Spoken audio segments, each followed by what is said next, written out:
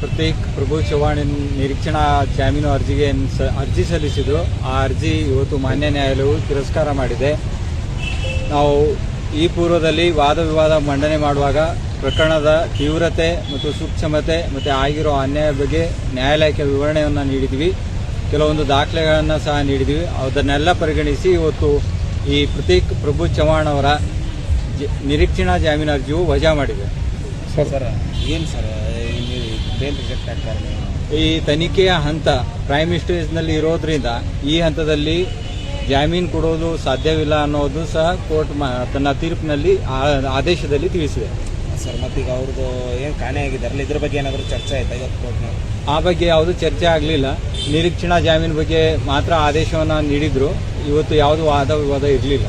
Sir ಈಗ phone locket ಅದ್ರ ಬಗ್ಗೆ ಏನೋ ಚರ್ಚೆ ಆಯ್ತಾ? ಇಲ್ಲಿ ಇಸ್ಕೊಡ್ತೀನಿ ಅನ್ನೋ ಮಾತು ಇಲ್ಲಿ ಇವತ್ತು ಇರೋದು ಬರೀ ನಿರೀಕ್ಷಣಾ ಜಾಮೀನಿಗೆ ಸಂಬಂಧಪಟ್ಟಂತ ಆದೇಶ ಆಗಿರೋದ್ರಿಂದ ಬೇರೆ ಯಾವುದೂ ವಿಷಯಗಳ ಬಗ್ಗೆ ಚರ್ಚೆ ಆಗಲಿಲ್ಲ. ಮುಂದಿನ ಕಾನೂನು ಹೋರಾಟ ಮುಂದೆ ಬಹುಶಃ ಅವರು ಪೊಲೀಸರಿಗೆ ಸರೆಂಡರ್ ಆಗ್ಬೋದು ಅಥವಾ ನಿರೀಕ್ಷಣಾ ಜಾಮೀನು ಇದೇನು ಆದೇಶ ವಜಾ ಆಗಿದೆ ಇದರ ವಿರುದ್ಧವಾಗಿ ಮೊನ್ನೆ ಹೈಕೋರ್ಟ್ಗೆ ಹೋಗುವ ಅವಕಾಶವಿದೆ.